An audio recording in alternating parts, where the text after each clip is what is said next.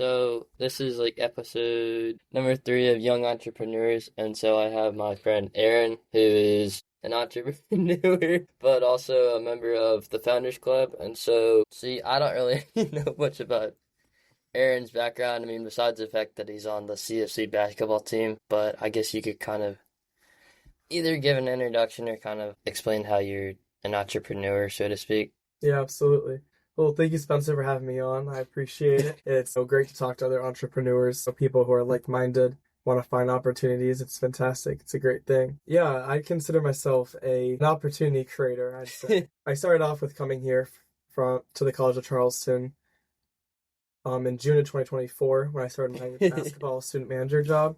It's actually a funny story, actually. It was the day after graduation. I flew down here. The second I was done with high school, I came down to start that position. And, I was amazing at it. I was at the arena from 5:30 a.m. to about 7 p.m., 8 p.m. every single day. Barely any breaks, always working hard for the coaches and really making sure that our team, was able to perform the best it can. And right now I do statistical reports on every player during practice and just assist coaches in any way possible. So does that kind of mean that you kind of look at their performance and go, hey, the one player isn't doing well? Meaning, like, if you're like somebody who's like 6'1" or whatever, like if you're from Norway and you shoot like, I don't know, like 5 3 throws or something, versus if you're kind of crappy and you come from like high school, even though you did super well with like point guards or whatever.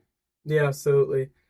I guess my job is more of a kind of straight on the facts. How many threes do they make? How many twos do they make? And then I put it all together, and it's more of comparing how the players are standing within the team. So like who had the best practice today, who scored the most points, who had the best performance. And there's a lot of factors that go into it. For example, 3-pointers are worth more than, let's say, a deflection, for example. So weight that category more.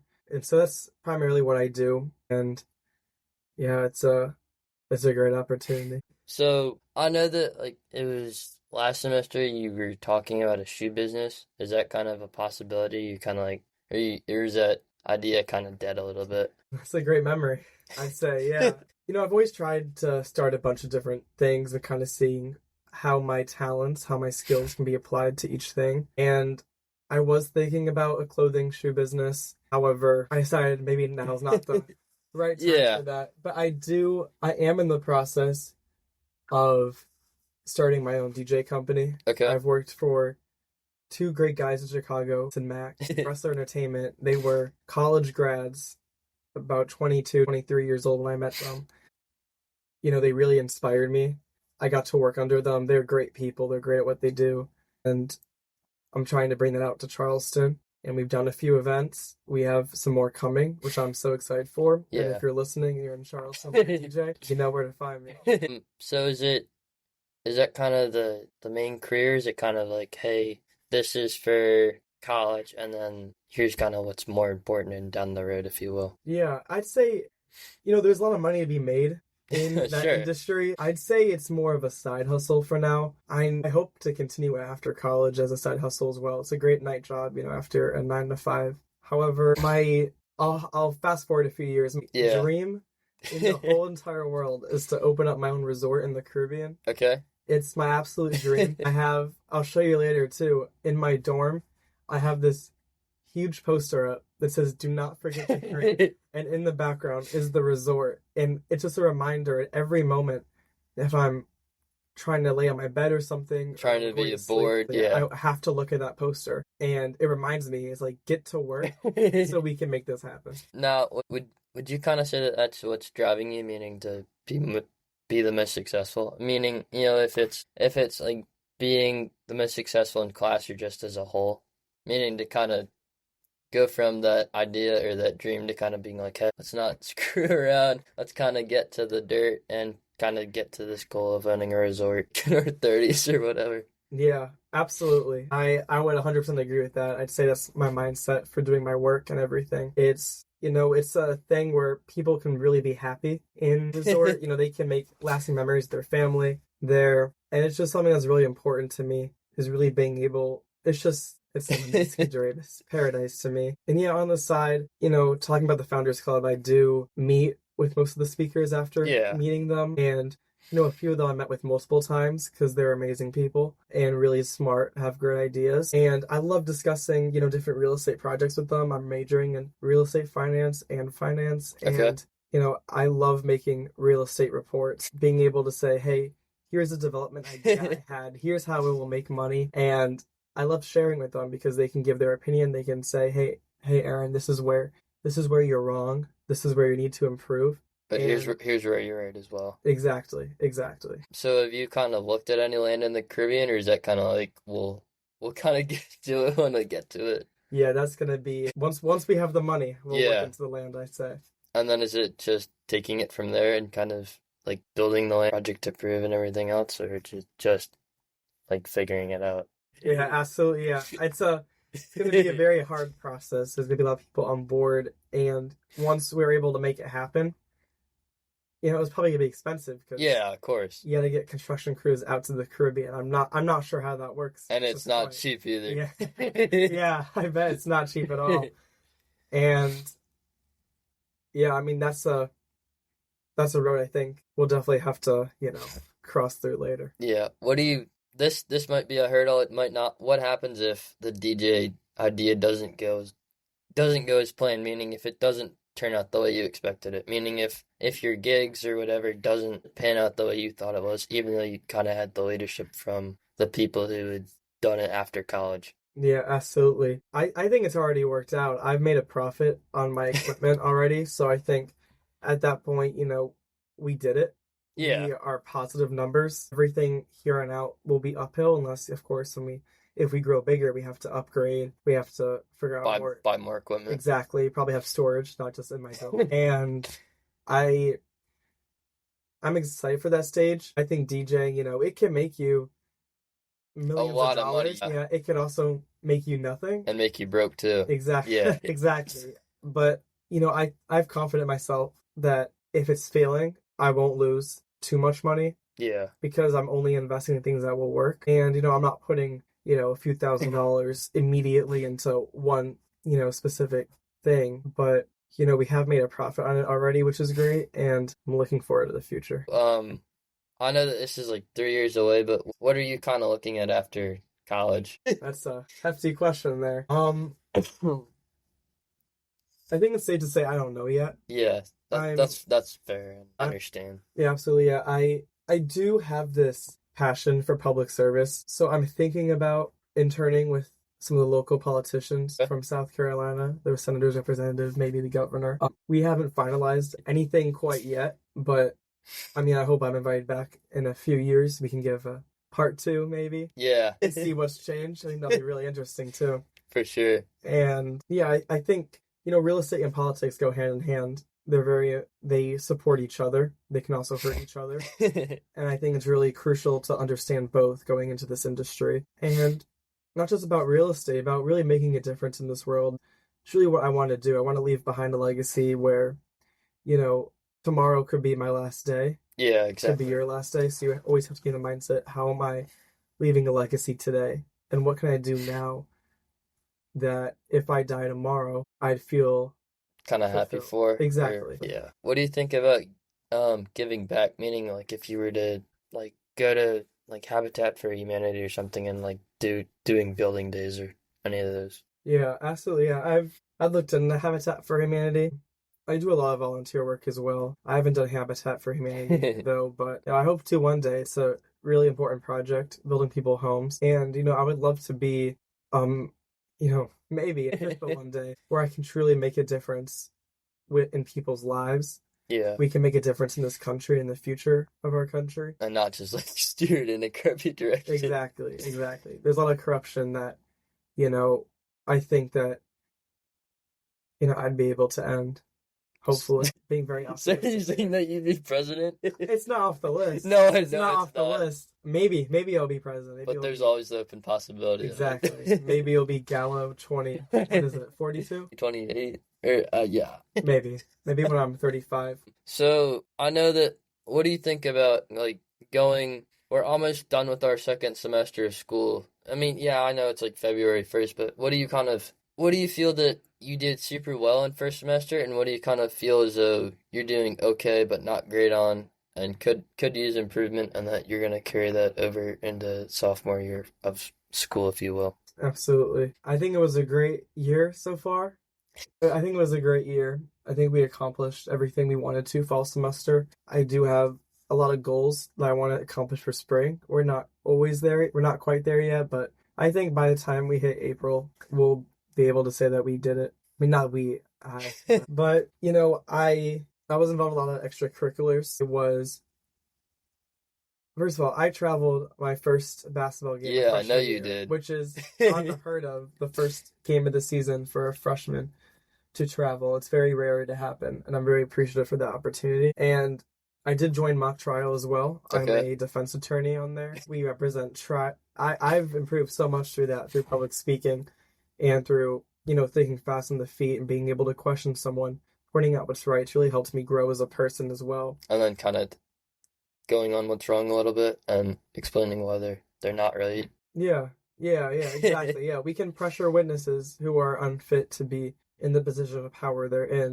when they really hurt someone's life, we're there to defend our clients, to Yeah, show, hey, like our client didn't do anything. And I think the case we're doing right now, obviously it's fake because it's mock trial, yeah, but, exactly. I really feel like it's my case. Or My your kind client's of a real obligation. person. Yeah. Exactly, exactly. And that's taking place in 2 weekends in Okay. Columbia, which will be That's far. very fun. Yeah. That's like near USC. Yeah. Or is it right on USC's campus? I'm not sure. I think it could be at USC's campus. I'm not sure. It's at a courthouse. I'm not sure where, though, in Columbia.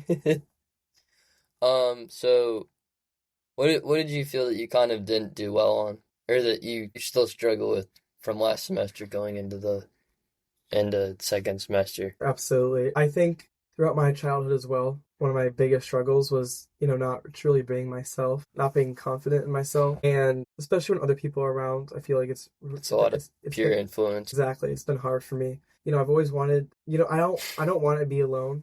I Yeah. didn't really have friends in high school, and I didn't have like a lot of friends going on either before high school. But I learned a lesson. I'd rather have no friends than fake it for someone. Yeah, exactly. I don't want to have to fit in with a certain group of people because that's what I think they want me to be. I want to be the person that I want to be. Because of like social norms and everything else with the Exactly. frats and the sororities. Exactly. Yeah. And one of my goals this year that I've really improved on since I came here is really having confidence in myself, being true to who I am. And it's worked. It's a small college compared to other colleges, but you know what? There's still thousands of kids here. I've been myself. I don't have many friends at the school, Yeah. but I have high quality friends that, who are really nice. And it takes time to develop them. It's not like, hey, you have 10 friends who are just like, hey, I'm friends with you for 4 years, and then I ditch you, and it was like, nice to know you. Not really. Yeah, Kind of a exactly. time filler, if you will, for friendship. Exactly, yeah. And I think friendship's really important, especially from an entrepreneurship standpoint, because, when you are looking for a business partner, you have to have someone that you trust. And I think if you build a relationship with someone for so many years that you feel like you can trust them, you know, it'd be great to partner with them. And that's why I like talking with people like you, Spencer, is that, when we get breakfast or Yeah. meals sometime, we just spin off ideas off of each other, which is so amazing. Like I love that. I love Yeah, me that we're too. able to talk about how we're gonna make money in different ways because it's so interesting. And I don't know about your personal life, but I don't know if you're the same way where I like to have quality friends over quantity. Yeah, me too. That and I also, like, for high school, it was a matter of put your head down, get good grades, get into a college. I didn't really talk to a lot of people in high school, and so I was like, you know what? Now looking back on it, I should have done it, but I'm like, you know what? Honestly, I wouldn't regret it. Yes and no, maybe dating people in high school, but I'm like, I wouldn't regret it. I mean, Yeah. I made honor roll and things of that nature. Congrats. Thank you. And like other things. Not in college yet, but We're working on it. yeah. Yeah. But But I agree with you. My second high school, I moved midway through, was I think 35 kids in my grade. jeez. It was very bad. my only friend at that school, my only true friends. I had a few friends, but they were all, a year younger than me. I had no one in my grade. It was bad, but you know what? I learned to have fun with myself through it. And, I made the most of it. I'm happy to be here. I'm happy to, look ahead. Because the truth is, if you can't peak in high school. Yeah, you really can't. Or else you're I mean, like screwed. you can, but not like to the extreme that other people Yeah, can. not if you want to resort in the grade, you can. I mean, you could say like starting a side hustle in high school, but like, what are you gonna do? Landscaping or snow removal? Yeah, I mean, those are great side hustles, in high school to really make money, to, invest in future things. But I agree with you. You can't do those side hustles and expect to be a millionaire. Yeah. You have to do those side hustles, use that money you made through them, and then invest in other ventures to really make yourself a millionaire. Like, I see all these TikToks all the time where they're like, "Oh, I mowed someone's lawn for 2 years, I made $1 million." Like, that's great. And I promise you, he did something else to make those. Yeah, And it's so 100%. rare. It's so rare for that to happen as well. Two things. What do you think about people and their budgeting skills in college, and what do you think about the fake kind of, when they flash everything on social media and it's a matter of, hey, I own this jet, but I rented it. I own the Gulfstream 650. I rented it. I own the 200-foot yacht. I rented it. The Bugatti, I rented it. The house, I don't own. I mean, I get it if you actually put the time in and the hard work and actually you're like, hey, I'm actually able to afford it, even though it's like $52 million for a jet. But I'm like, don't give people this depression cycle of, hey, I don't have that, and so now I feel, annoyed at the fact that I didn't work as hard or whatever. And so it's like, it's good because it's motivation for you to get off of your butt and to work hard, but then it goes, well, I don't have what the people have in the photos, even though they don't really own it. And like, I feel for the budgeting for college, a lot of people, you're given a certain amount of money, let's say like $200, and then that's like 3 or 4 months, and so you have to decide, am I gonna spend it? Am I gonna go date somebody and spend $100 on a dinner, or am I just gonna save it and put it into the stocks, or just be frugal about it? I mean, yeah, if you go to CVS, it's like $10 a copay. That you just have to kind of understand it, because you see people who like buy $100 worth of clothing. It's great that you're not getting the return on your investment, if you will, for the money. I mean, yeah, the quality of the clothing, but all it's gonna do is the fabric and everything else it's just gonna sag. It's not gonna be actually something that you're gonna be like, hey, this actually was worth the good quality and my money. Yeah, absolutely. It's not going to appreciate in value either. But yeah, I think, when you go to South Beach, Miami, and you see all these people driving Ferraris, Lamborghinis, they're most likely rented. You can tell. Like, I love playing that game with my siblings where we go to South Beach. We look at the people's car, we say, hey, is that a renter or does he actually own it? And it's easy to tell because, one's showing off, blasting music, and it's just casual. Exactly. Well, as casual as you can be in one of those cars. Yeah, I think budgeting in college it's important. If you obviously there's other influences, as you said, like dating life could give someone pressure to spend a lot of money. But I think if you're dating someone, you have to be cautious about how you spend as well, with anything, not just dating. Yeah, I mean, I come from a family where money is very sacred, where you understand the value of money, where you can lose it all. I didn't grow up in a household where we went out to eat. I didn't grow up in a household where when we go home, when my mom says, let's go out to eat, I came home from college, we mean like fast food, like Taco Bell. Yeah, exactly. We don't mean we're not going to a restaurant, most likely. Like Chinese or something. Exactly, yeah. We're not going to a restaurant that costs more than probably like $10 per person, unless it's like a special occasion. I think a lot of people, they lose sight of, hey, I can lose all my money pretty fast. Being stupid. Yeah. Yeah. And, things happen. There's medical accidents that happen. There's emergencies that come up where you need to spend money. And, you always have to be prepared for that. And I think if you're spending, I think it's okay to spend on, things that are important to you. If you think a luxury clothing brings importance to you, then go ahead. But I agree with you that, it shouldn't be all you wear. And you shouldn't be constantly doing it, because, a $5 Starbucks drink Yeah. Yeah, it's fine in You the could morning. honestly take the $5 and put it into the Starbucks stock as opposed to spending it every day for 365 days a year and being like, oh, well, I need my Starbucks. Well, how much does it cost you to, get, let's say, $1 of decaf at the store? Mhm. Well, like $2. And so you see everybody who has to do the additional cost, and it's like, well, bundle it with the groceries. Don't take it out as a separate cost. Because if you really want, okay, go to Starbucks, but understand, even my dad, he said, because I ordered like drinks and things on Amazon, he said, do you realize how much the shipping was? You could go to the store and yeah, but I mean, like I got a 24-ounce bag of chips, like the Stacy's chips that they sell at Costco. It was like $3 or $4 for the shipping. And he's like, you could have gone to Target. I'm like, yeah, but I also don't have a Costco membership either, and then I'd have to pay like $40 for an Uber to go to Costco and then 60 for the membership. Yeah, And then you gotta do, because I have a debit card, and so it's like 10 or whatever for the bag of chips. But yeah. yeah, for sure. I mean, I just put out my phone to the calculations. If you buy a $5 Starbucks for 200 days out of the year, that's It $1,000. is, yeah.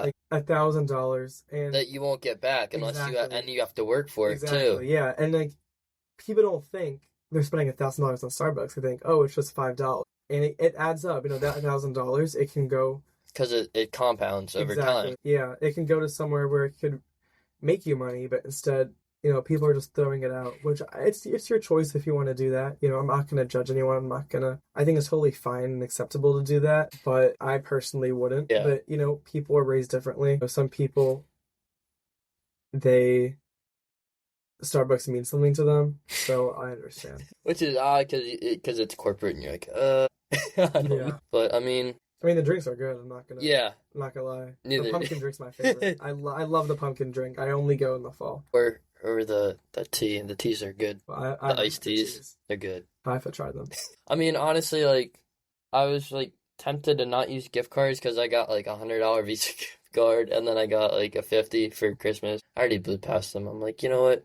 I mean, that I already like spent. It was the balance that I spent last Sunday was like 234, and so I used my $100 Visa gift card, and then I paid the rest of it with my debit card. I mean, because what I did is I'm selling all my Legos at home, so I had like $200 to $300, because I sold like 8 of them for like $400, and so that went over to my bank account. So I spent like $100. But yeah, I mean, if you like even yesterday, I sold like 3 CDs for like $14, and so like if you my thing is if you kind of take the investment on yourself and you go, hey, I'm willing to do resale, meaning if I buy something for $5 and then I flip it, but I make double, then it's kind of like, hey, you're not winning, but you're not losing. You're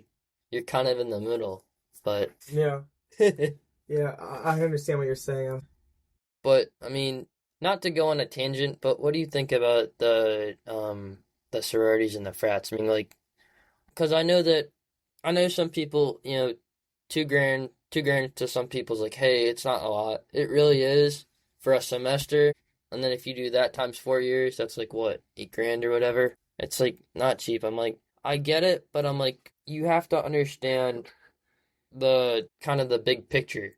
Not just, hey, it's great that you're making friends in a frat or sorority, but are they actually your friends, or are they just there to party with and to just go shopping with and to kind of make you not feel lonely, if you will? Yeah, yeah, I understand what you're saying. I think it depends with everything. It depends what you make out of it. If you're joining a frat or sorority to party all day, then absolutely, it's not worth it.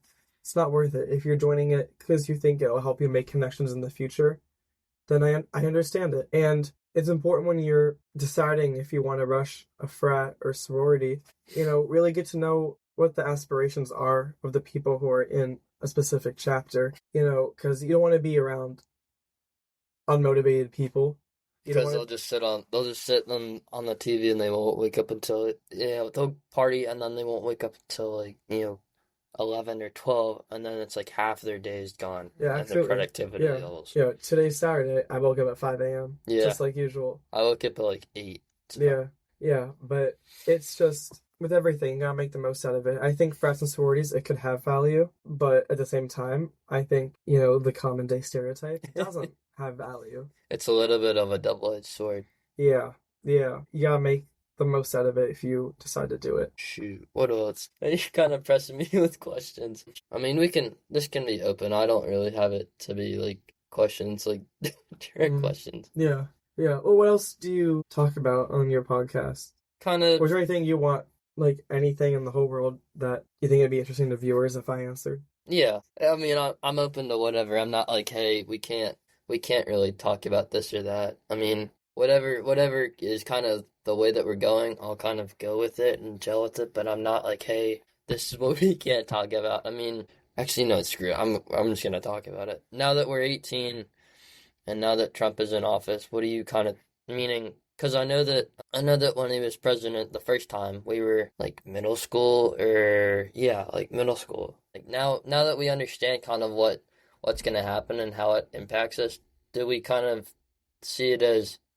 I understand that it's gonna be some positive and some negative. Do we see it as kind of, hey, jobs don't go back over to China and we bring jobs over to, the US? Because I watched a documentary about Jeep, and it was like in Illinois, and so what they did is they closed one of their plants, and Jeep, I don't know if you know, but they make this $82,000 Wagoneer, which is like pretty much plastic, and so they're sending all the everything, like they closed the factory because they got, like in 2010 or something, it was like 2020 they had an acquisition which owns Fiat and some European like Skoda and a lot of European companies along with Jeep and Ram. But the gist is that they're fearful that jobs are gonna be moved back overseas as opposed to keeping them here, because even Carrier had it where they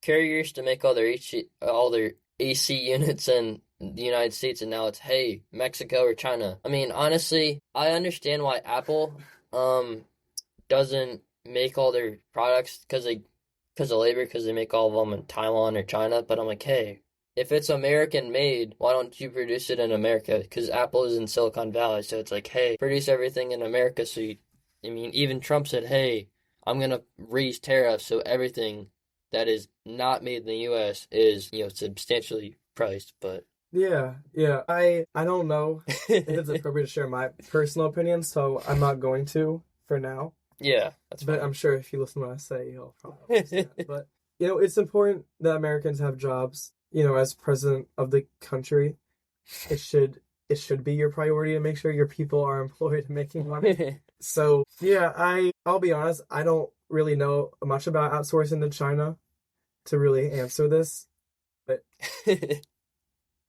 I think, obviously want to prioritize American stuff as an American country, as any country should. I'm sure China produces their own stuff to benefit their people and their goals and agenda. So I think it's definitely important to Yeah. talk about. What do you view? How do you view social media? Meaning, do you know who Scott Galloway is?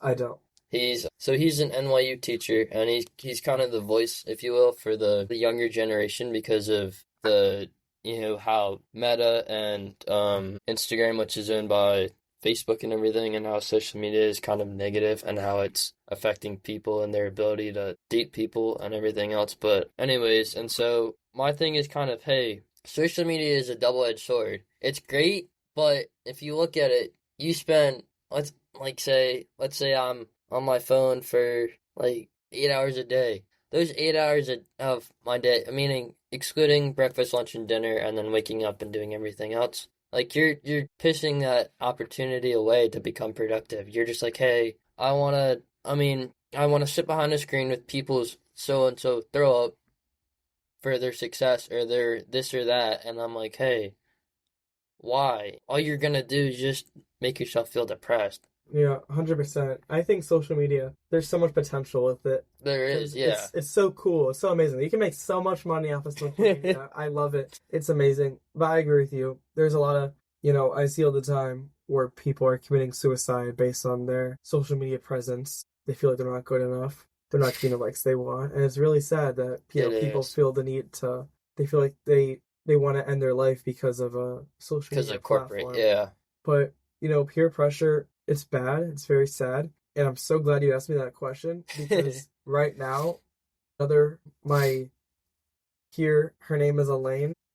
She started her own social media app Oh, called really? Mealy. I will be the CEO, not CEO, COO, COO, Chief Operating Officer, Okay. acting as the vice president to Elaine. And we're a team of four right now. It's Elaine, myself, Jack, who is helping our social media marketing strategy, and Chris, who is also helping our marketing social media strategy. And yeah, it's an app of authenticity. There's no judgment in Mealy. It's you get to be yourself. Which is We kind of important. it is. And we also ask questions of people where, hey, like, there's no shame in this. Like, we ask deep questions. Like, one of our concepts for the streamline would be if you, how does culture affect your identity? You can really share with people from around the world with all different experiences because, everyone has their own Yeah. experiences.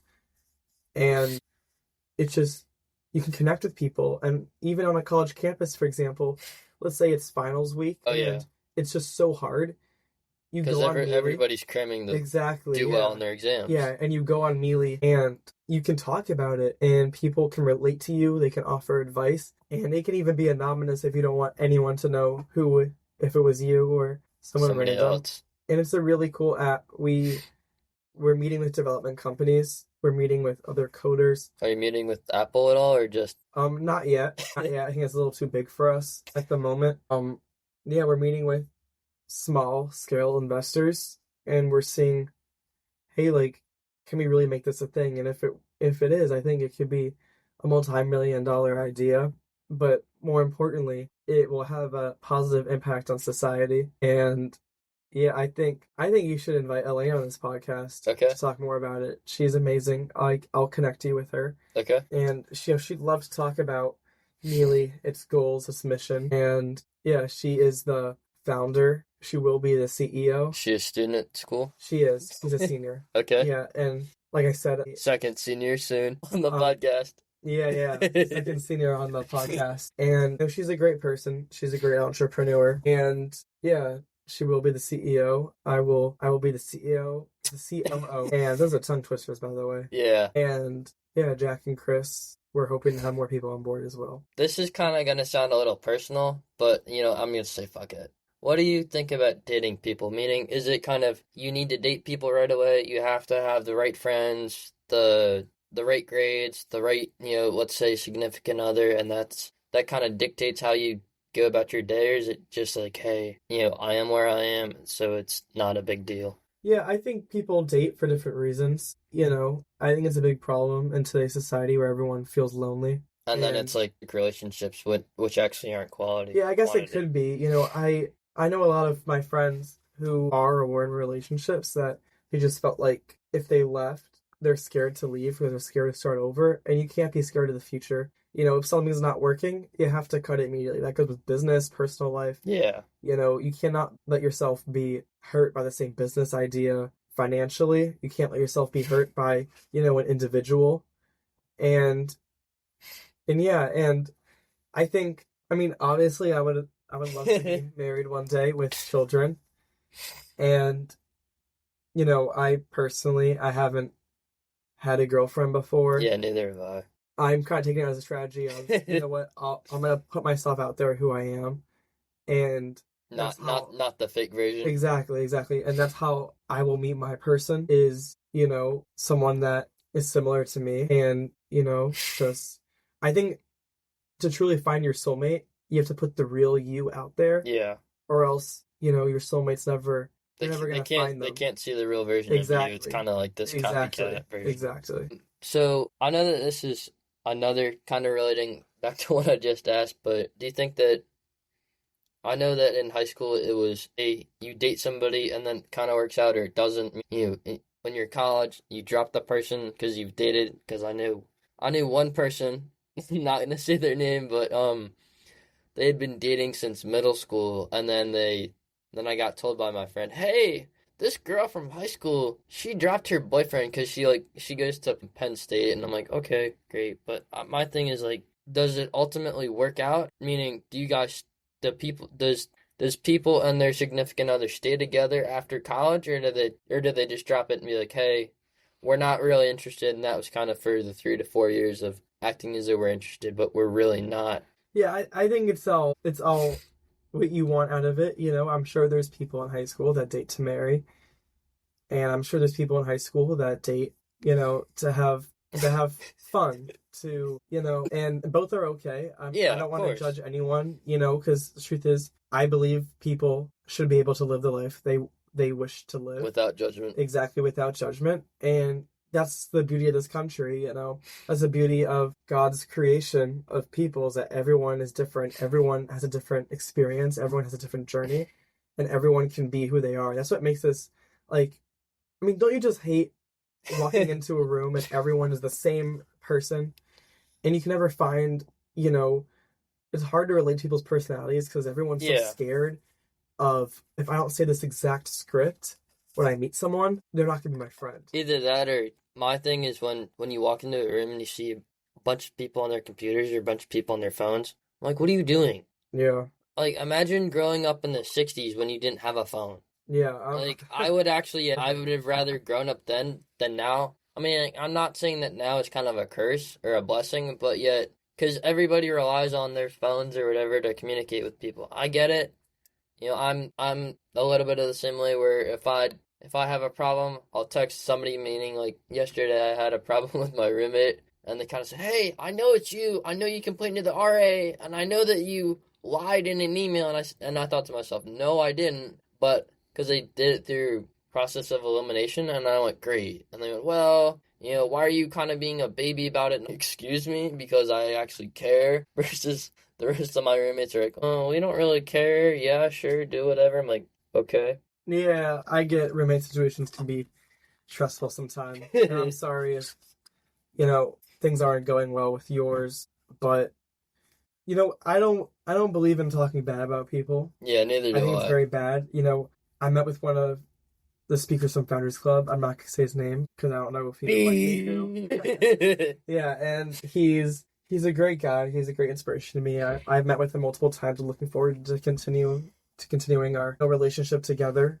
And he's one of those people that I bring ideas to, and I just love hearing his opinions about them. We share ideas with each other, and that's the beauty of entrepreneurship. But he taught me this line that I'm gonna share, which is so good. All right, ready Okay, for it? yeah. It's poor people talk poorly about other people. Oh, yeah. Rich people, they talk about sports and Positive. cars. Yeah. Wealthy people talk about ideas, which I think is so cool. Yeah, it it's is. so cool. Like, the truth is, like, you can have money, you can be born into money, True. and you can grow it. And you can have the money, Exactly. but then you can be miserable too. Exactly. If you are born poor, rich, and you work hard and you grow it, like, that's just amazing. I love that. I get there's some people who, don't try in life because they don't have to. And that makes me really sad because, I hope I was not given the opportunity.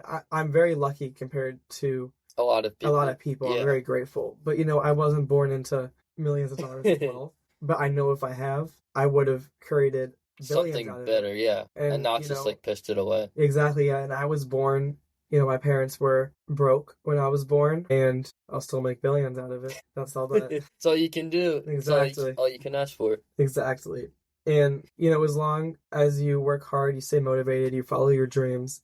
So many people give up on their dreams, which I think is so sad. Because they don't have they lack the motivation. Exactly. And some people who are like going through midlife crises, they're 50, 40 years old, and they feel like they miss an opportunity or they can't go back anymore, they can't fix it.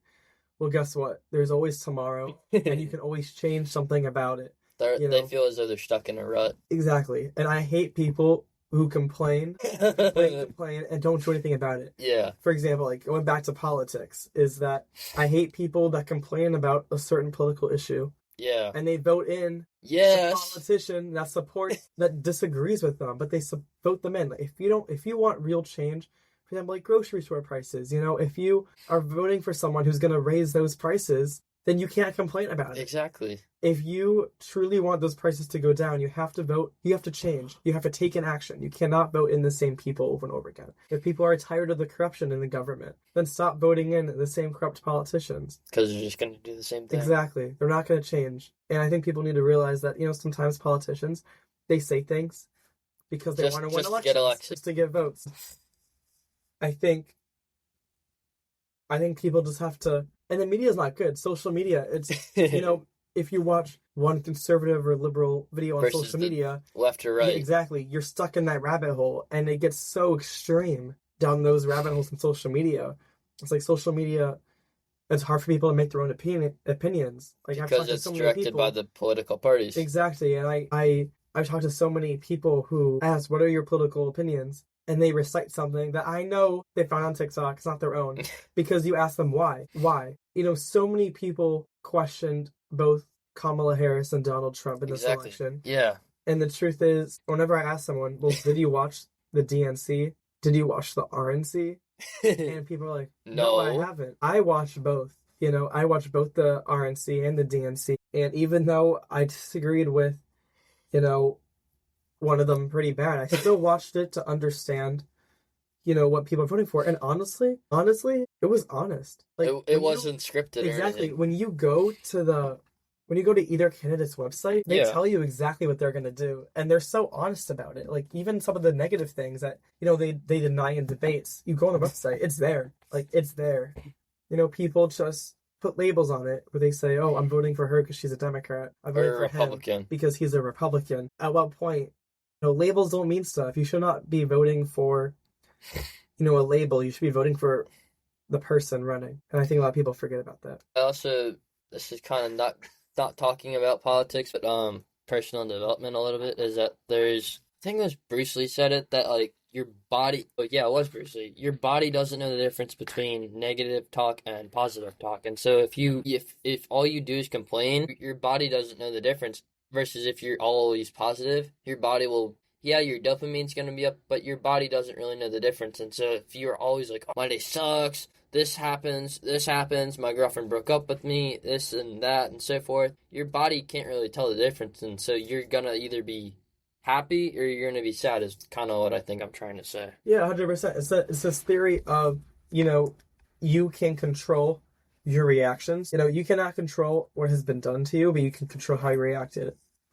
For example, if I say right now, Spencer, I don't like you. Yeah.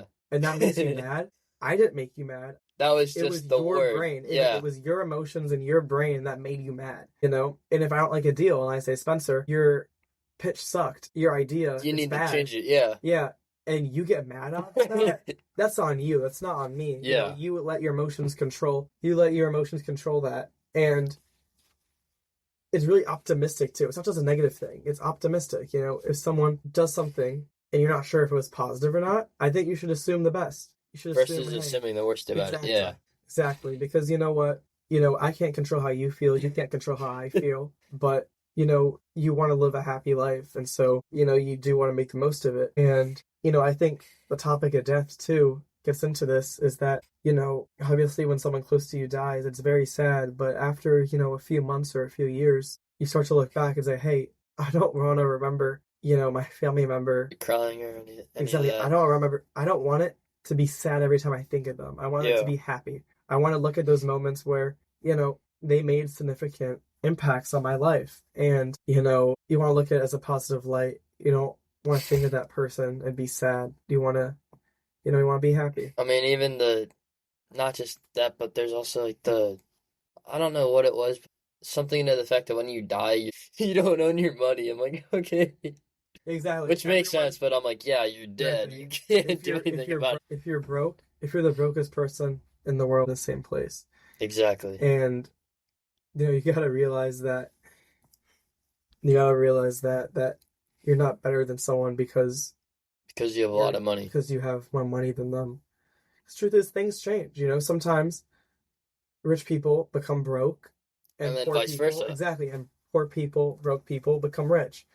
And it's like, you shouldn't hurt someone on the way up, because you never know one that can knock you back down. Exactly. Exactly. What do you think about? I know that this may sound a little catchy or whatever, but what do you kind of think about some people like, hey, like not just stereotyping, but like putting labels on people, meaning like you walk around school and you go, hey, like you just kind of mentally think to yourself about like other people, meaning kind of relating on the same topic that we just talked about, but meaning like you'll walk around people and you'll see them and they'll kind of give you either a positive notion or a negative notion, and they'll kind of be like, hey, they won't say it, but the way that they carry themselves, it's a matter of, hey, get away from me, I don't really want to talk to you, versus some people who, when you open the door for them, they say thank you, and some people it's kind of like a negative where they don't say anything about it.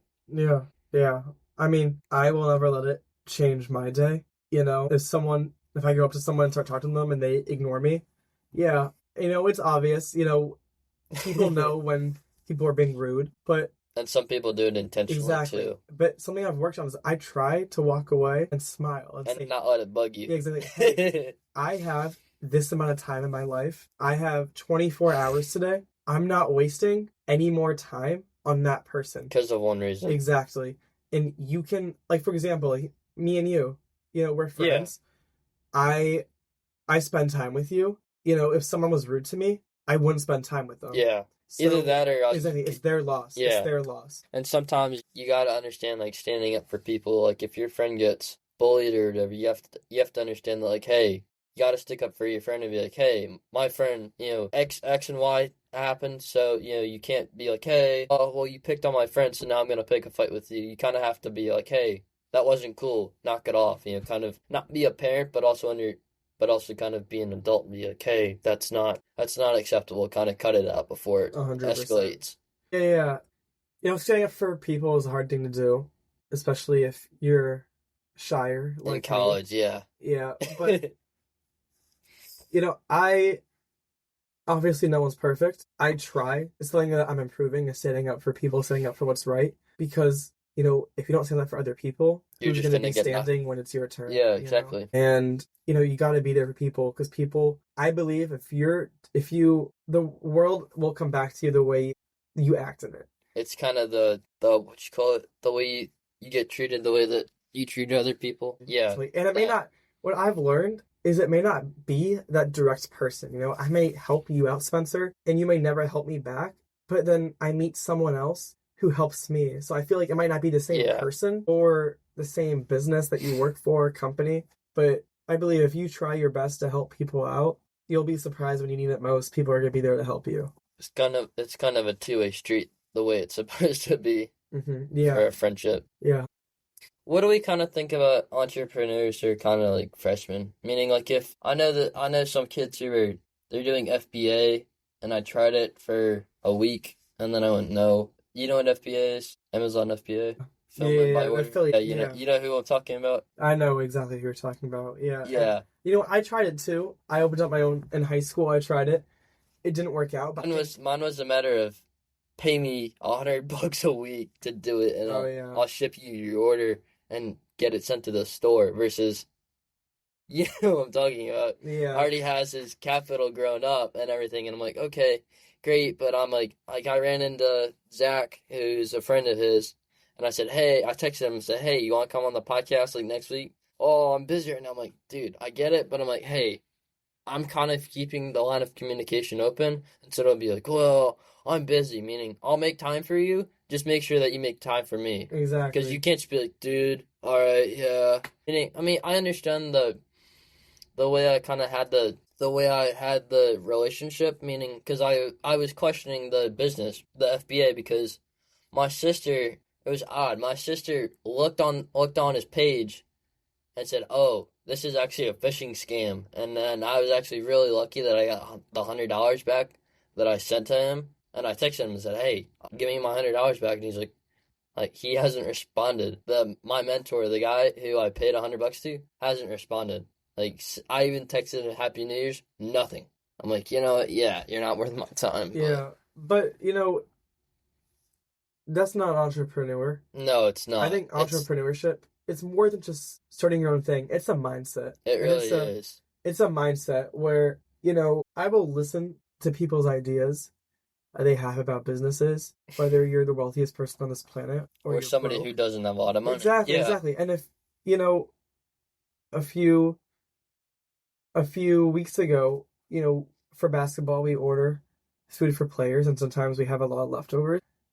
Some of the managers and I, sometimes we go and to Marion Square and we give the rest to homeless people. Yeah, which Yeah, is the way you're and supposed to do it. exactly, yeah. And there's a lot of, some of them play music for us. And this one guy, he gave an idea for a business that he was thinking about. It was a hot dog stand, and he says what he's trying to save up all these begging money for, and I really appreciate it because sometimes when people beg for money, it's for cigarettes, drugs, things that are Or not, other things. yeah, or things that are not good for you, that are not going to help you get out of homelessness. Yeah. But he's trying. I really appreciate that. It's just the mindset of when you hear an idea, you're not going to judge who tells you And it. you're not gonna back away and go, oh, that Exactly. doesn't work. Exactly. Now, I'm not saying to invest in every idea Yeah, you hear, neither am I. but when you but just having that open mind where you're giving the opportunity. Like, I just watched the Mark Zuckerberg documentary Okay. or the movie. I'm not sure what it's called, but I saw it on The TikTok. social dilemma. Yeah, I saw it on TikTok when he was in college, the role play of it,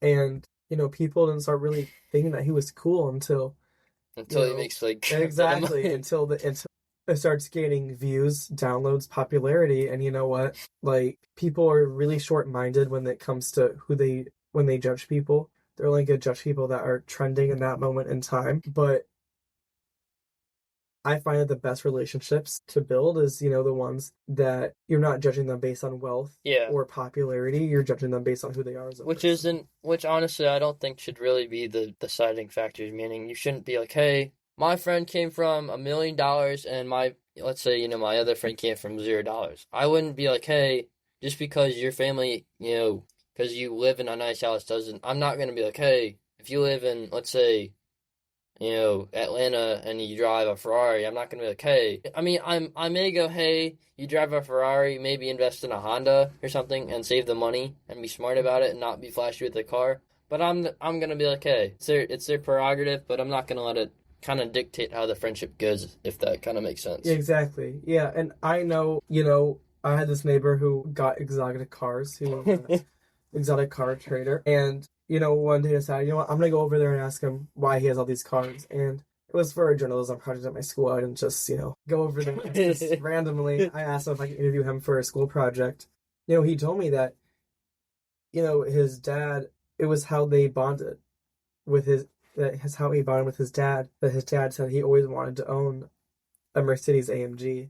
And he said he has like 4 of them now. Yeah, and they're not cheap. And, his dad passed away, unfortunately, and, it reminds him of the close bond they have. So I think, you can't really judge people because you never know why they do the things they do. But I agree with you, you can tell the difference between a rich and wealthy person by the way they dress. I think for the most part, people who made their own wealth, who were broke beforehand, they're not going to be they're not walking going to around be with wearing diamonds Gucci. on themselves or Gucci, yeah. But, if you're spending all your money, you're not going to end up having left exactly. over. And obviously there's exceptions if you're a multimillionaire or a billionaire, yeah, and you're in a place in your life where you say, hey, this is what I want. This is where I want to be, and like this was the goal. This is the dream. I'm living the dream. Then yeah, go for it. But like no shame in it. Exactly. But if you're someone who's saying, hey, I'm not at my potential yet, I don't want to stop, then you shouldn't be investing in those type of things. I mean, even you can, like, I read what is it? The rich, or the Millionaire Next Door, which talks about how a lot of millionaires, nobody knows that they're a millionaire because they drive around an old beater car, meaning every person who's a millionaire, most of them, they go out and buy an F-150. Most people don't understand that. They understand it, but they don't think that they're a millionaire because they drive an F-150. Let's say I'm a millionaire and I'm dressed in this clothing. You can't really notice that I'm a millionaire because I'm somebody who doesn't, yeah, this is like designer, but it's not like Gucci or anything that says I'm a millionaire, I drive a sports car. I could drive an Audi and you wouldn't know that I'm a millionaire. My point is that money doesn't always have to show itself. It can always be hidden. You don't have to look at it and go, oh, you're rich. Yeah, if you drive a Mercedes, yeah, but it's not like flashy. It doesn't always have to be flashy, and you're like, because like, oh, I'll walk around Charleston, and the common car that I see is the Range Rover HSE, which is like this like a $62,000 car that everybody has that the maintenance is broken on because it's like crappy. That, and then I'll walk around and see people with Porsche Macans, which are like $42,000. I'm like, yeah, that's a good car, but it's gonna end up costing you because of maintenance and tire rotations and oil and everything else. I'm like, good, but did you budget for it? Because a lot of it's like even here, you see some kids who like drive Porsches and they register them to Florida. I'm like, I know why you do it. Tax write-offs, so you don't have to go pay tax incentives. But Yeah, yeah. I mean, it's also you want to be careful about who you attract. If all you talk about is I'm rich, oh I have money, oh I have money, yeah, you're gonna attract people who only want you because of your money. and not because of the personality. Exactly, exactly. So I think it's important to be, it's important to recognize the appearance and the impressions you're giving off and what type of people that you want to attract. And whether it's the negative or the positive. I mean, yeah, most people would say it's the positive, but you want it to be not not not one larger than the other. Not like the 80 versus the 20, but yeah. Exactly. Yeah. What else? Yeah. And this was a good talk, I think. I mean, I'm still open to brain dumping because we still have time. Yeah, perfect. Perfect. What do we feel about stocks or investing? I love it. I love investing. Since it's an entrepreneurship podcast, I guess Yeah. we'll talk about startup ideas. I mean, it's just so cool, the amount of potential anyone can have. Like, look outside. Like, someone designed that building. And this building too. Exactly. It's so cool. Someone designed this microphone.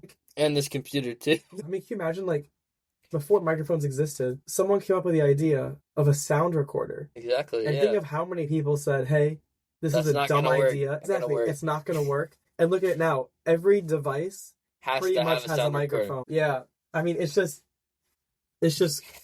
amazing. Like lights, for example. Like, I know, like, imagine when there was no lights and someone came up with the idea. Imagine how stupid it probably sounded. Yeah, it was probably like, oh crap. Yeah. I mean, it's just genius. So I think it's really cool. And I think it's motivation when someone says the idea is dumb and stupid.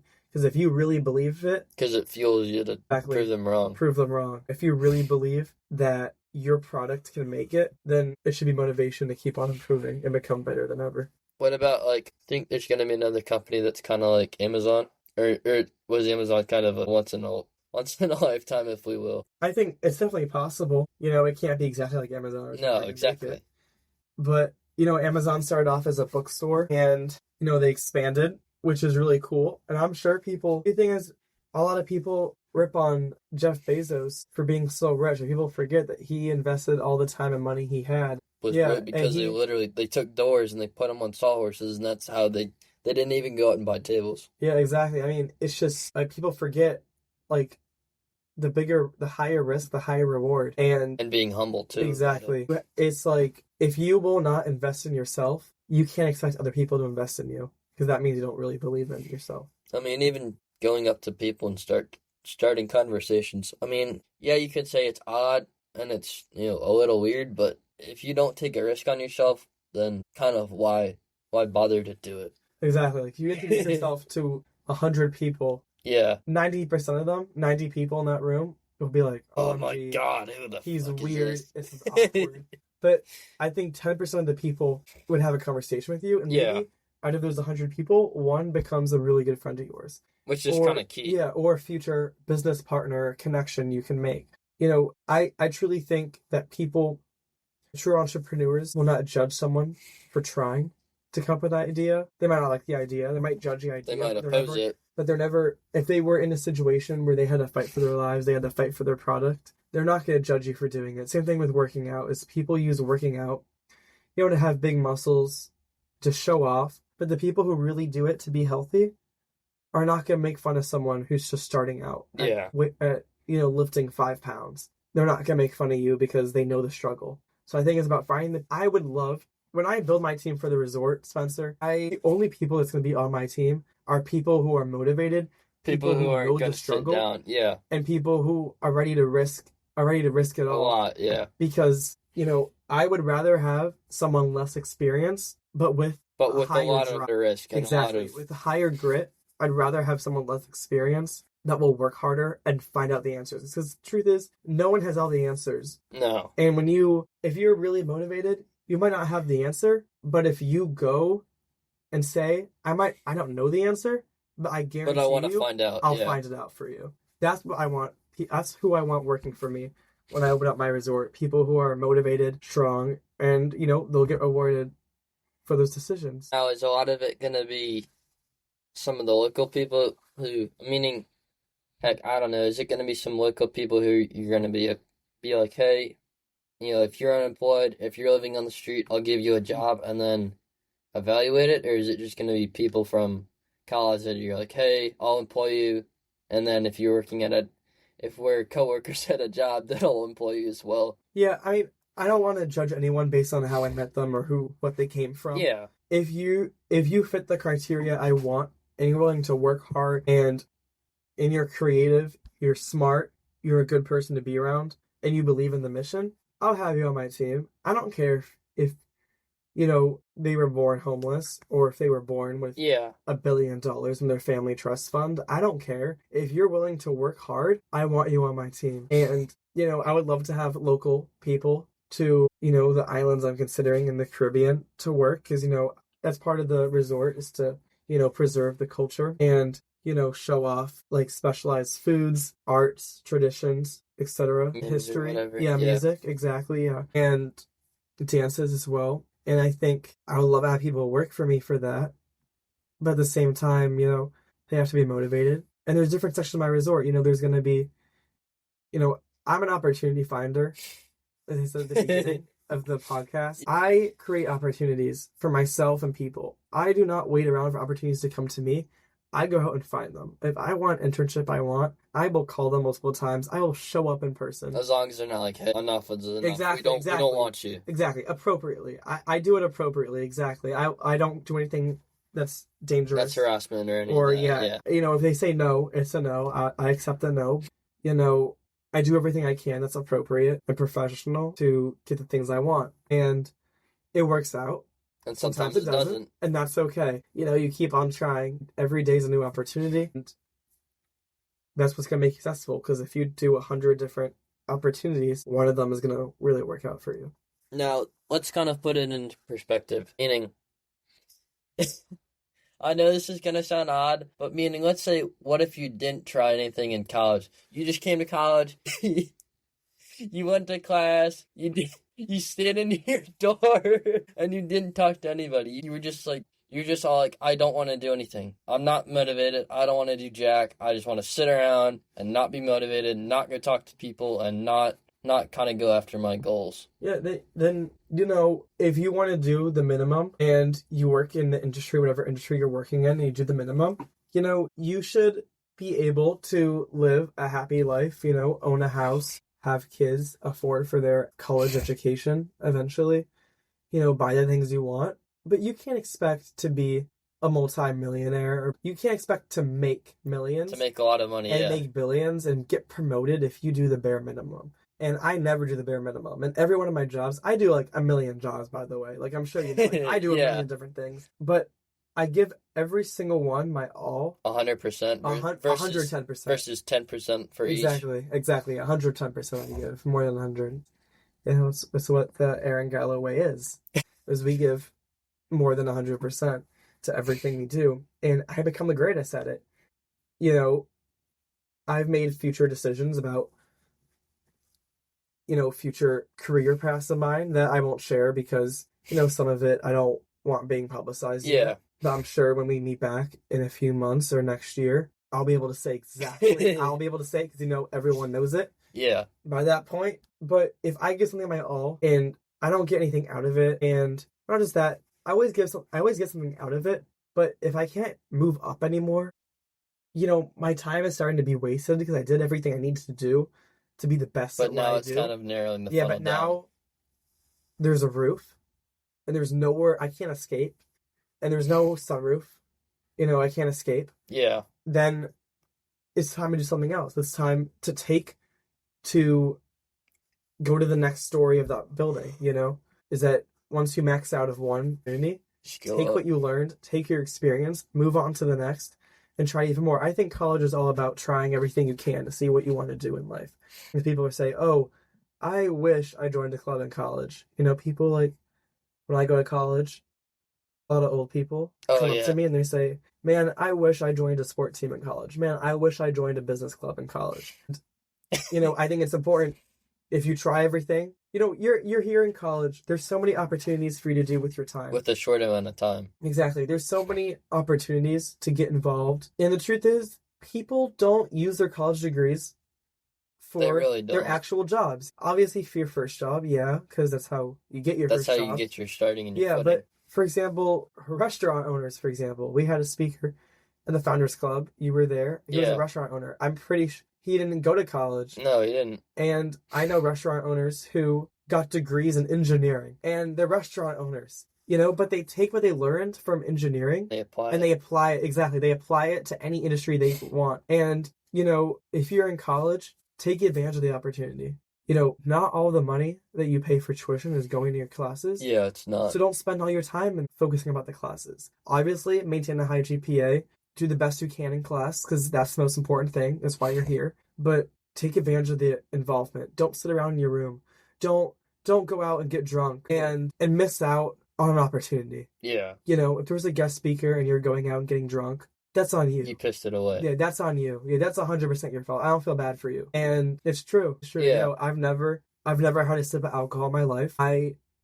I'm never going to. The only thing that I had was two things. I've only had alcohol twice, and one was when I turned 18. It was Jack Daniels. Another one was like when my parents weren't home, and that was it. Once I turned 18, He's savage. I won't drink it ever again. That's why when I go to parties, I bring a cup and I drink caffeine powder, but I just can't drink it. Meaning, I had Jack Daniels and it's not for me. Yeah.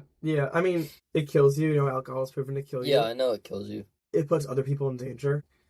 If you get in a car and you kill someone, yeah, you killed yourself. Because you're convicted of manslaughter. Exactly. You killed maybe you didn't die because you're the driver, but you killed someone else, and that someone else, is someone's everything, is someone's whole world that you just destroyed. And yeah, I mean, I'd say if you get into a car drunk, you better use your head before you start the ignition of the car. You shouldn't be driving. And yeah, it's selfish to do it. It is, because you're taking away, you're putting other people at risk, and, it's dangerous. It's dangerous, and, it's a horrible thing. I know people that passed away due to drunk driving. I know someone that, it was their fault. I know someone that it wasn't their fault, and it's very sad. Both of them are very sad because both of them had bright futures. I mean, just why throw away your future for something so stupid? I understand part of the reason that it's a coping mechanism, but people say it doesn't even taste good. Yeah, it's sour. I like having, I don't know how it tastes because I never tried it, but, if you really want a good drink, come into my resort, have a virgin pina colada. Yeah. With no alcohol on it. And I guarantee it'll be the best pina colada you've ever had in your life, because, that's what we go 110% everything we do. It'll be the best pina colada you had in your life. It's okay. And, I know at my resort, I will most likely be serving alcohol because, But you won't be drinking it. I won't be drinking it, and, it's people's decisions. You can't stop them from doing something they want to do. But, you can really control yourself. And, I think when I have kids one day, I will stress that is really important to me, is no drinking. Not because No smoking, no drugs. Yeah, I mean... Drugs, I understand if it's prescription, but not, like, fentanyl or any of that, which exactly. Which will kill you. It's dangerous. It's horrible what's happening to people. And then getting tattoos or piercings. I mean... Your piercings are fine if you're a girl, but like not a belly button piercing or a nose ring. I'm like, yeah, not really. Yeah. I mean, your body, your choice. Yeah, you do what you want with your life. But then you gotta live with the consequences too once it happens. Exactly. Like if you get a tattoo, that's great. That's your choice to do it. But, you shouldn't be having inappropriate tattoos where in 10 years from now, places, 10 years from now, you're gonna regret it because you did something that was inappropriate. And, I know people that get really sick from ink poisoning from tattoos. So you gotta be careful with everything you do. But yeah, I mean, it's your life to live. If you want to do that, that's totally fine with me. No shame, no judgment at all. But, when I look for someone, if I look for someone to hire someone, I'm looking for someone who can wake up at 8 a.m., Be at work by the and set designated time. yeah, not have to worry, oh, they're gonna show up hungover, they're gonna show up drunk, or they're doing something bad the night before. It's Or that they're a bad driver and get into an accident. exactly. It's a lot of Then you're talking. good. At least it's productive. That's what I'll say. Exactly. It's productive. What do you think that a lot of people our age don't do that you kind of that you would expect more people our age to be doing? Meaning, what is something that you've either that your parents have told you or just that you've witnessed kind of, but let's say the end of high school to the second semester of college? Yeah, I'd say, to be honest, I definitely have ADHD. Me too. I'm not diagnosed, but I get so And distracted. I don't tell anybody Yeah, about it. exactly. No one needs to know, and you shouldn't let disability. That and only the people that you're really close with, Yeah, meaning your exactly. friends. Yeah, you know, I'm not diagnosed. I'm not going to get diagnosed, but no one has a worse attention span than me. Yeah. Literally, no one does.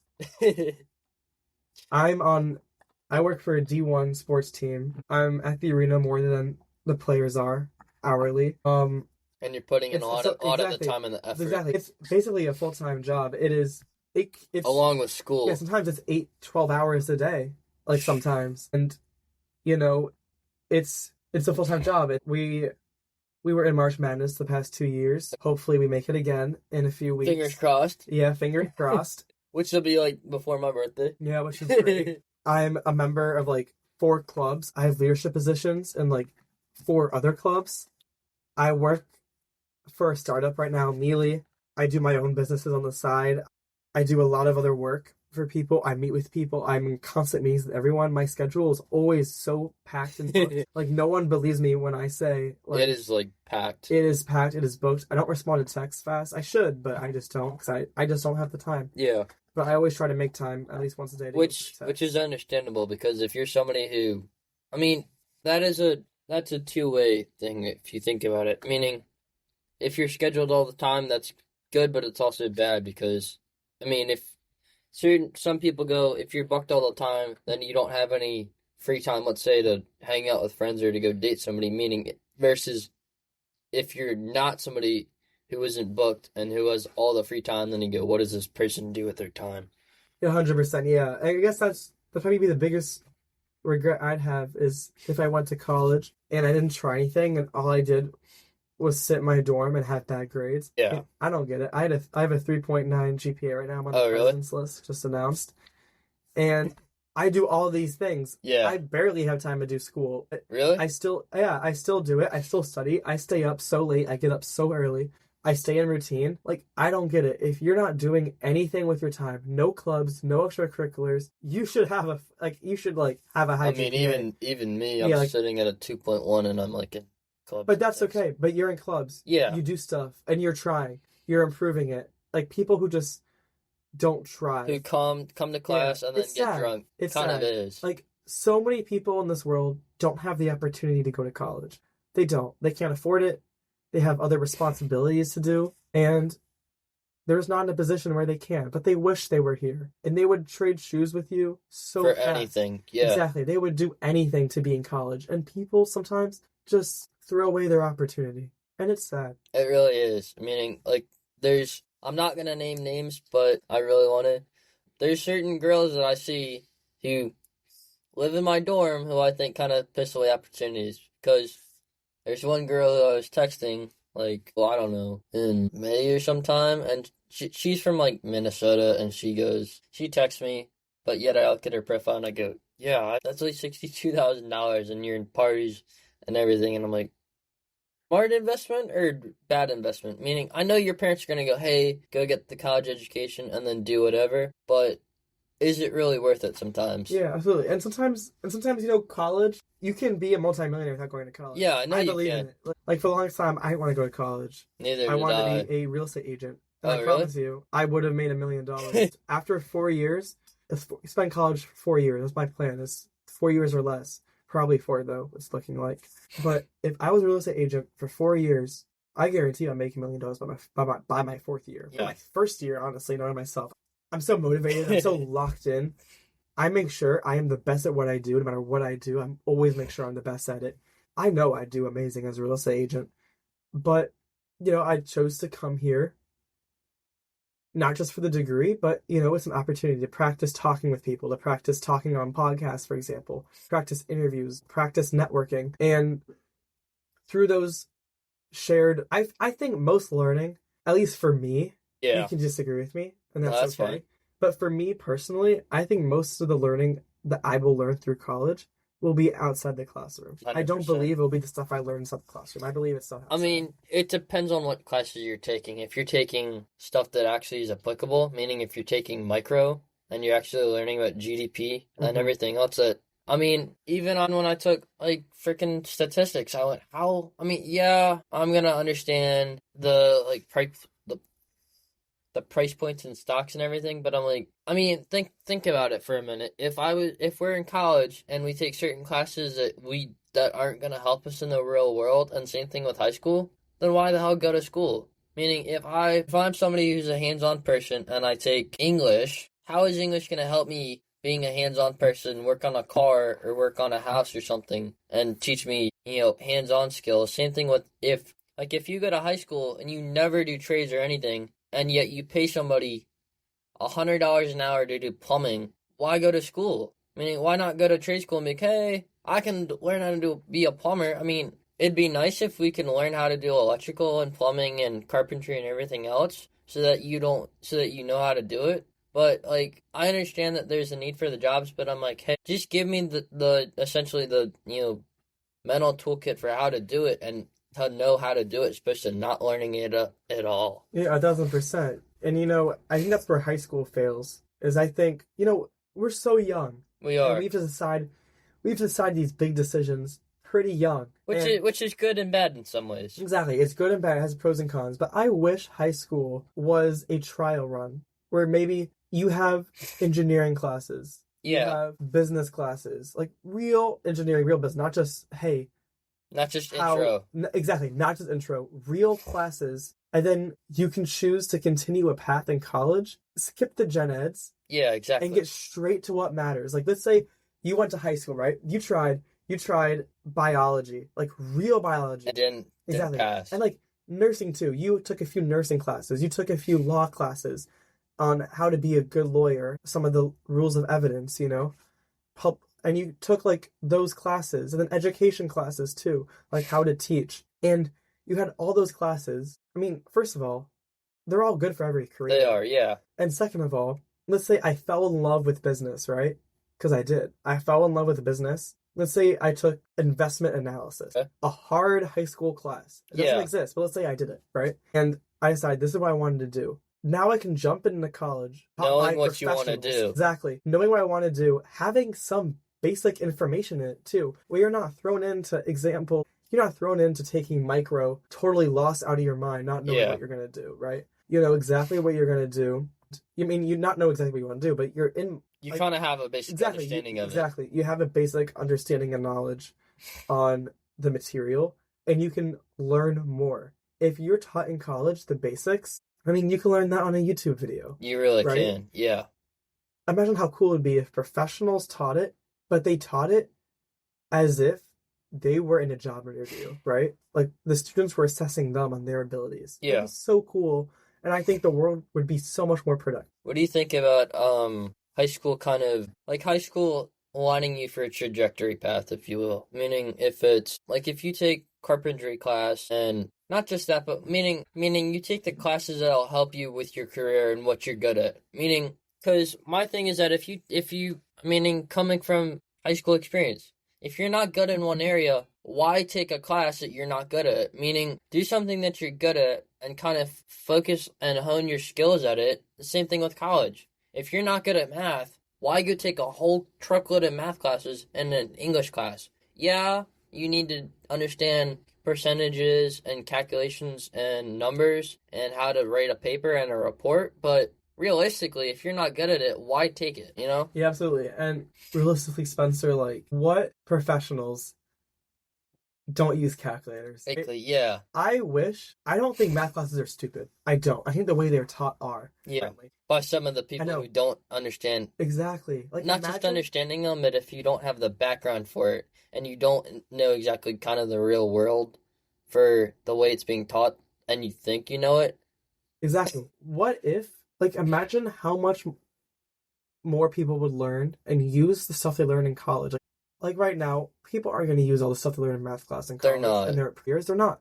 But imagine if they learned the concepts, they learned how to use a calculator effectively on it, For and the then professional world. exactly, then they learn how to apply it. Like derivatives, for example. I know how to calculate one because Okay. of the math classes. Yeah. I don't know how to use the calculator to calculate one, and better yet, I don't even know how to apply a derivative to businesses, you know? Like imagine if we learned how to use a calculator to make these equations and then learned how to apply these stuff because these math To concepts, the business modules. exactly, Yeah. like this math classes, they're important. Like they're important stuff to know, like these math concepts, but they just don't teach you how to apply it. I think it's that, but also my thing is it has to be hands-on. You can't do JS. You can't do JS by sitting in a classroom, not having the actual hands-on, and not having somebody who actually does it. Meaning, if I just sit in a lecture room, I mean, even you know this. If we sit in a bio lab lecture for 60 minutes and we don't do anything with hands-on, I'm gonna get bored. And I'm going to sit on my computer and watch a video and get bored and piss the time away.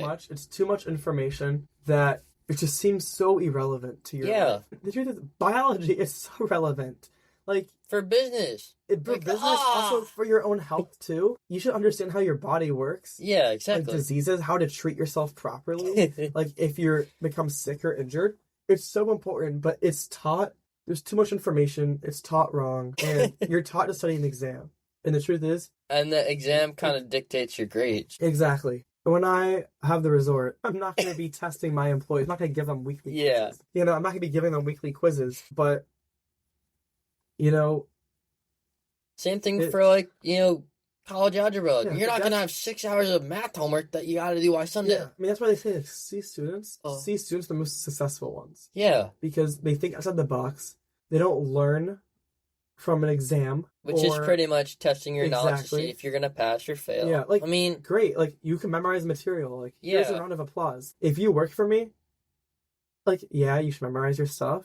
But if you do it yourself, hands-on, first of all, you're going to memorize it faster. Exactly, yeah. Better, because you actually did it yourself. And second, like, I don't think people mind if you're in your office alone, day trading, and you have notes up. You should have notes up, exactly. Actually. So you should have articles up on what's happening. Exactly. You should have stuff up. And it's like, I don't know. I agree with you. It's taught wrong. It's evaluated wrong. I mean, here's going to be another thing that maybe or may not be an issue, but I mean, I don't know. I mean, I understand college, but at the same time I'm going, you take classes, and yet if the way that college is, hey, you pass the class or you fail it, you know, I'm not trying to dish college and say that colleges shouldn't be a business or anything, but if all that college is going to do is give you an exam and your exam doesn't help you in the real world, then like why go to college? Yeah, and these careers, to get these jobs, you have to have a college degree. Yeah, to be a teacher, which is like crap. I love the teacher example. Actually, teachers are so important. They're such an important job, and they make crap. They make like horrible 50 salaries. grand a year. They're or something. so undervalued.